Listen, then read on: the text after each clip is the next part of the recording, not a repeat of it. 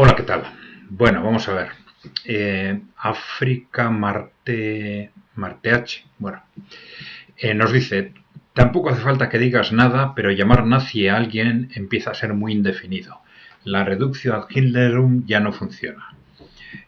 Bueno, esto viene a cuenta de los comentarios que hemos hecho calificando como nazi o protonazi, no, nazi o criptonazi, a, bueno, a corrientes expresadas, en este caso en una revista del País Vasco, a la que hemos hecho referencia y que hemos criticado en otro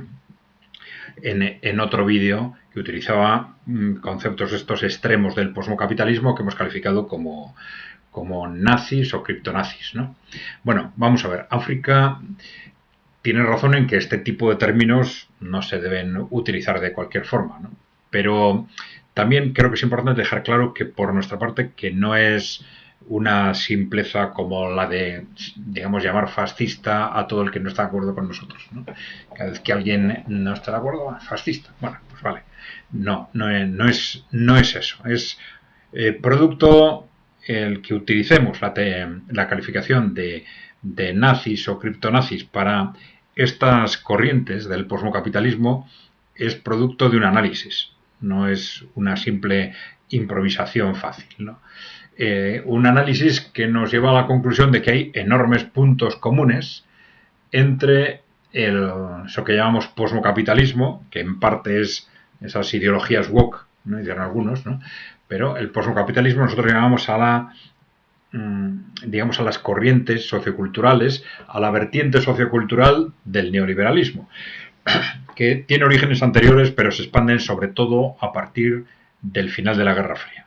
Cuando ya las corporaciones dicen podemos hacer lo que nos da la gana, no tenemos enemigos, y entonces despliegan en el ámbito socioeconómico el neoliberalismo, en el ámbito geopolítico el atlantismo y el globalismo, y en el ámbito sociocultural el posmocapitalismo. Esto incluye el posmofeminismo, el catastrofismo climático, la manipulación de minorías sexuales, la explotación masiva de migrantes, el fomento del individualismo y el debilitamiento de comunidades humanas, por ejemplo. Pero incluso llevado a posiciones extremas que en parte son nuevas y en parte no. En parte estaban ya en el origen del posmocapitalismo y que nos llevan a una conclusión. Nosotros lo hemos reflejado en algunas presentaciones que hemos hecho en este. Vamos a ver si queda claro con.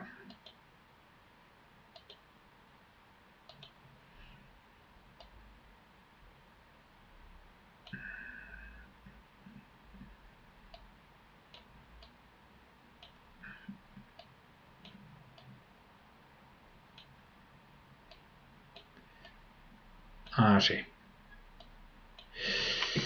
Bien, vamos a ver. Yo me quedo al margen.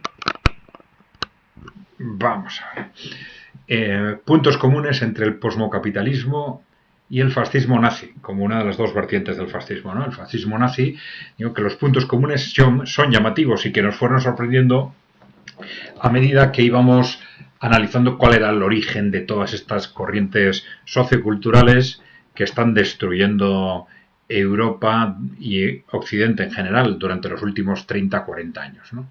Bueno, primero, tiene una inspiración filosófica común, y esto es reconocido por los propios teóricos, por ejemplo, de las corrientes postmodernas, ¿no? El cuestionamiento de la razón.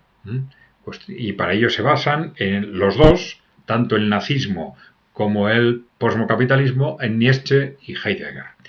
Sí, ya sé que algunos me vais a decir que Nietzsche y Heidegger que no son eso, que son otras cosas, pero no es esa la cuestión. Aquí estamos hablando de cómo tanto el nazismo como el posmocapitalismo han utilizado a Nietzsche y Heidegger como justificación o pretexto, como queráis, para justificar el salirse de la razón a la hora de interpretar la realidad, irse a las emociones, las sensaciones, etcétera, ¿no?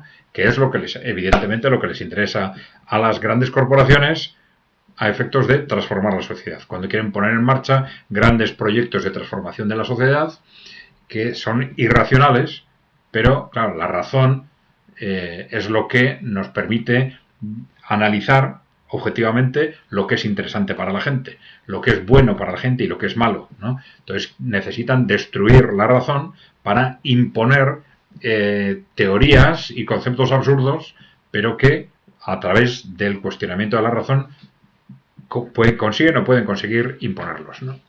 Bueno, tenemos el mismo promotor, ¿no? En ambos casos, la élite corporativa occidental, las grandes corporaciones, tanto en el nazismo como en el posmocapitalismo, ¿no?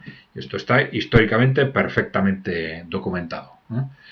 Bien, tenemos la instrumentalización de ambos documentos, perdón, de ambos movimientos, en base a esos objetivos de las grandes corporaciones, por eso los ponen en marcha, ¿no? Objetivos de manipulación, de control y de obtención de beneficios. En el caso del nazismo, clarísimamente, primero, hacer frente un movimiento obrero que era muy agresivo y muy amenazante para las grandes corporaciones y a la Unión Soviética, clarísimamente, ¿no? Y en el caso del posmocapitalismo, bueno, es también objetivos de manipulación, de control y de obtención de beneficios, ¿no? Objetivos de manipulación y control que ya he dicho antes que se ponen de manifiesto a partir de los años 90, es decir, en ese momento en que las grandes corporaciones terminan la Guerra Fría, dicen ya somos dueños del mundo, podemos hacer con el mundo lo que nos dé la gana, lo que queramos. Y dentro de ese lo que queramos están esas corrientes del posmocapitalismo, ¿eh? Por un lado nos sirven para obtener beneficios por distintas vías y por otro lado para manipular una sociedad asegurando su control. Bien, bueno, los verdaderos objetivos, que son distintos de los proclamados, ¿no? En el nazismo, el fascismo, todas las ideologías necesitan una justificación social, necesitan decir que están hechas para el bien público, etcétera, evidentemente, ¿no? Pero siempre hay, bueno, siempre, o muchas veces hay objetivos verdaderos de los que las impulsan, ¿no? Que son, en ambos casos, el sometimiento y el control social y asegurar y fortalecer el poder de las grandes corporaciones, ¿no?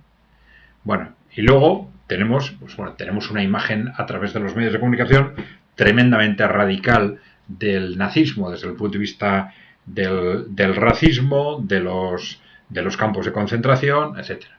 Pero, por ejemplo, hay que tener en cuenta que el nazismo ya era nazi antes de los campos de concentración, ¿eh? Primero, ¿no? Pero bueno, es que el posmodernismo, el posmocapitalismo ha ido a un proceso de radicalización creciente en sus expresiones, porque ya inicialmente era muy radical, ¿eh? Por ejemplo, desde el punto de vista de la reducción de la natalidad, ¿eh? Eso es un aspecto tremendamente radical en la transformación social y es una clave de estos movimientos, estas corrientes del posmocapitalismo, ¿no? Pero también debilitar las comunidades humanas de todo tipo, ¿no? De todo tipo. Es decir, una transformación social radical de lo que es el ser humano. Debilitar la condición humana, incluso en su concepción familiar, en su concepción sexual, ¿no? Y últimamente también el transhumanismo, que no es un concepto nuevo, sino que es un concepto que proviene de las élites británicas ya a mitad del siglo XX, pero que las grandes corporaciones lo están defendiendo abiertamente en los últimos 5 o 10 años.